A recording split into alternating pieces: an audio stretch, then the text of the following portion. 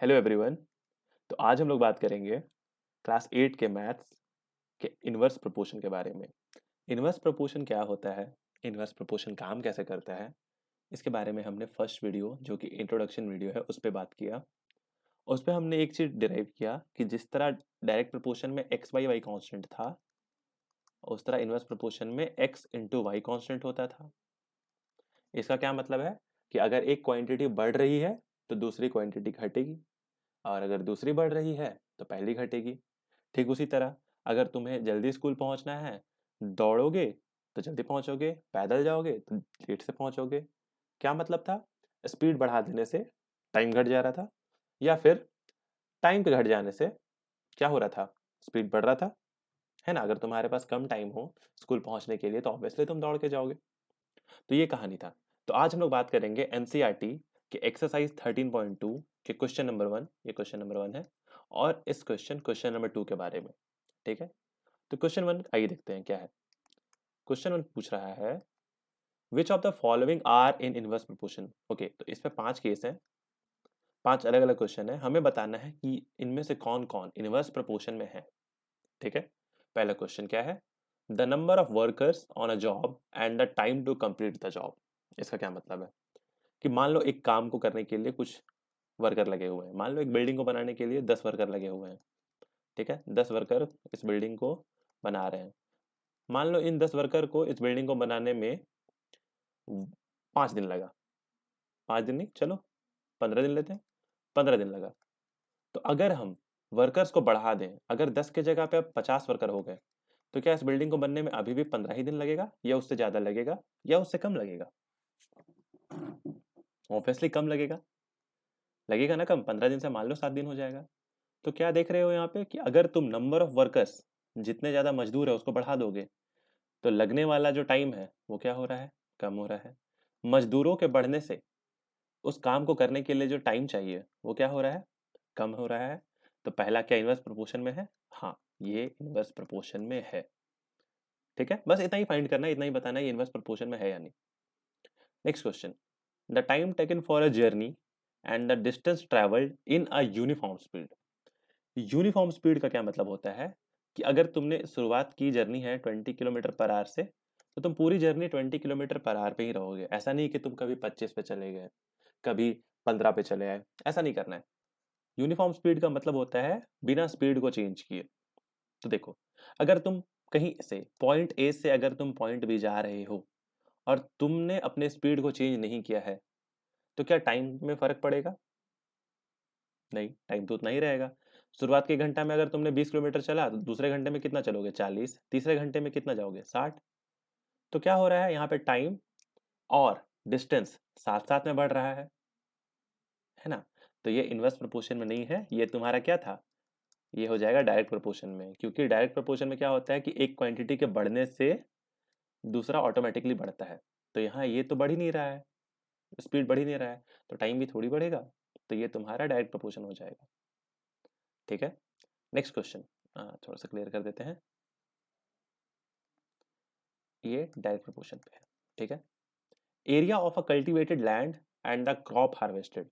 Cultivated land का मतलब है, मान लो तुमने इतना बड़ा जमीन खरीदा, तो अगर इतना बड़ा जमीन खरीदोगे तो खेती भी इतनी ही जगह पे करोगे ना। क्या ज्यादा जमीन, क्या जमीन के बढ़ने से खेती जो है वो ज्यादा होगी? हाँ। जमीन के घटने से क्या खेती जो है वो कम होगी? है ना। क्या ऐसा है कि जमीन कम हो और जितने जगह बचा है खेती करने के लिए वो ज्यादा हो जाए? नहीं, ये तो पॉसिबल नहीं है।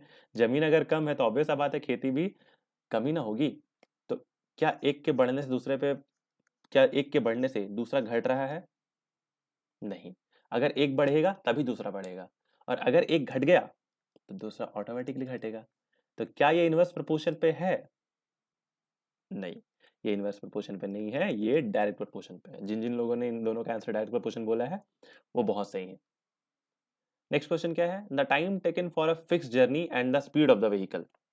ध्यान से देखो, जर्नी फिक्स है। मान लो ए से बी जाना है, और ए से बी का तुमको पता है 10 किलोमीटर है। ए से बी जाने का यार डिस्टेंस जो है वो 10 किलोमीटर है। The time taken for a fix journey and the speed of vehicle. ठीक है, जर्नी तो फिक्स हो गई। अब डिपेंड क्या स्पीड पे करेगा?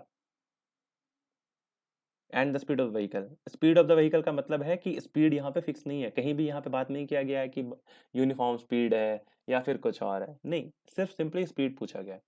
तो अगर तुम यहाँ से 10 किलोमीटर पर आवर पे चलोगे तो तुम्हें 1 घंटा लगेगा यहाँ से यहाँ जाने में। अगर स्पीड को बढ़ा के 20 करोगे, टाइम कम लगेगा। स्पीड को बढ़ा के 40 करोगे और कम लगेगा, है ना। तो यहाँ पे क्या हो रहा है, जैसे जैसे स्पीड बढ़ रहा है, टाइम क्या हो रहा है, घट रहा है। स्पीड के बढ़ने से टाइम घट रहा है। तो क्या ये इनवर्स प्रोपोर्शन है? बिल्कुल है, क्योंकि स्पीड अगर हम बढ़ाएं देंगे तो टाइम जो लग रहा है वो ऑब्वियसली कम होता चला जाएगा। Very good. आओ इसके लास्ट क्वेश्चन को देखें। The population of a country and the area of land पर पर्सन। इसका क्या मतलब है? मान लो ये एक कंट्री है, मान लो, और इस पे 2 लोग रहते हैं। तो एक आदमी को कितना जमीन मिलेगा? पहले वाले को इतना मिलेगा, दूसरे वाले को इतना मिलेगा। सिंपल। मान लो इस कंट्री में अब 2 नहीं 4 लोग आ गए, तब एक आदमी को कितना मिलेगा? इतना सा मिलेगा। अब 4 की जगह 8 आ गए तो ये जगह और छोटा हो जाएगा। 8 की जगह अगर 10 आ गए तो ये जगह और छोटा हो जाएगा। तो ध्यान से देखो, पॉपुलेशन बढ़े, अगर पॉपुलेशन बढ़ेगा तो लैंड जो है पर पर्सन बढ़ेगा या घटेगा? अगर कोई ये बोल रहा है कि लैंड भी बढ़ेगा, तो लैंड नहीं बढ़ेगा कभी। लैंड ऐसा थोड़ी है कि पॉपुलेशन बढ़ने के साथ लैंड भी बढ़ना शुरू हो जाता है। लैंड तो नहीं बढ़ता ना, लैंड तो उतना ही बढ़ा रहता है।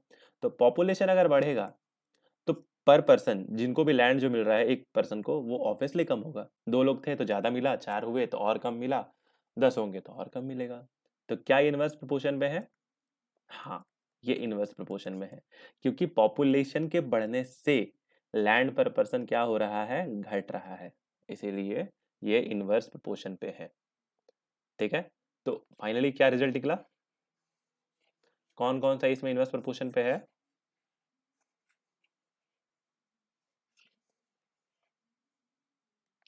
ये इनवर्स प्रोपोर्शन पे था, ये डायरेक्ट प्रोपोर्शन पे है, ये भी डायरेक्ट प्रोपोर्शन पे है, ये इनवर्स प्रोपोर्शन पे है, और ये भी इनवर्स प्रोपोर्शन पे है। ठीक है, हमने सारे क्वेश्चंस को एग्जांपल के हेल्प से क्लियर किया। आई होप ये समझ में आया होगा। और समझ में, इन केस अगर समझ में नहीं आता है तो वीडियो को दोबारा देखें, जरूर समझ में आएगा। चलो क्वेश्चन नंबर 2 की तरफ चलते हैं, 13.2 का। In a television game show the prize money of this is to be divided equally. What is this? It's 1 lakh. एक टेलीविजन शो है जिसका प्राइज मनी कितना है? 1 लाख रुपए है। आगे पढ़ो। Is to be divided equally among the winner. ठीक है, जितने भी विनर्स होंगे उनमें इक्वली बांटा जाएगा। ठीक है, प्राइज मनी फिक्स है, 1 लाख रुपए देने हैं। Complete the following table and find whether the prize money given to an individual winner is directly और इनवर्सली प्रोपोर्शनल। चलो, कह रहा है कि आप प्राइज मनी देखो और विनर्स को देखो कितना मिला है, और आप चेक करके बताओ ये डायरेक्टली प्रोपोर्शनल है या इनवर्सली प्रोपोर्शनल है। ठीक है, तो पहले ये देखो, पैसा कितना था? पैसा 1 लाख था। ये प्राइज मनी तो फिक्स है। अगर मान लो उस गेम को एक एक जीते तो ये पूरा 1 लाख उसे मिलेगा। बट अगर उससे 2 लोग जीते तो क्या दोनों को 1-1 लाख मिलेगा? नहीं, क्योंकि ये तो फिक्स है ना, 1 लाख रुपए ही देना है। तो अब बंटना शुरू हो जाएगा, और बट के कितना होगा? 50,000। ये देखो, गिव मी मोमेंट। ठीक है, ये देखो, 2 पे 50,000। अब क्वेश्चन पूछ रहा है, अगर 4 विनर हुए तो कितना मिलेगा? 5 हुए तो कितना? 8 हुए तो कितना? 10 पे कितना? और हमें बताओ कि 20 पे कितना होगा। ठीक है, तो सबको मल्टीप्लिकेशन डिवीजन आता है। आओ, रेडी हो जाओ अपने पेन और पेपर के साथ, अब करके बताओ। ठीक है, चलो। 1 पर्सन पे कितना है? 1 लाख। 2 पर्सन पे कितना है? 50,000। हमें चेक क्या करना है? 4 पर्सन पे। तो 4 पर्सन पे कितना होगा? 1 लाख डिवाइडेड बाई 4, ये आएगा 25,000। ठीक है, 5 पर्सन पे कितना होगा? 1 लाख डिवाइडेड 5, ये हो जाएगा 20,000। मतलब अगर 4 लोग आएंगे तो सबको कितना कितना मिलेगा? 25,000। अगर 5 लोग आएंगे तो सबको कितना कितना मिलेगा? 20,000। आओ 8 पे देखें, ये कितना हो जाएगा? ये हो जाएगा 12,500। ये सारे रुपए में है। अब ये मत पूछना तुम लोग कि ये कहाँ से आ रहा है, तुम लोग को डिवाइड सबको आता है। 10% पे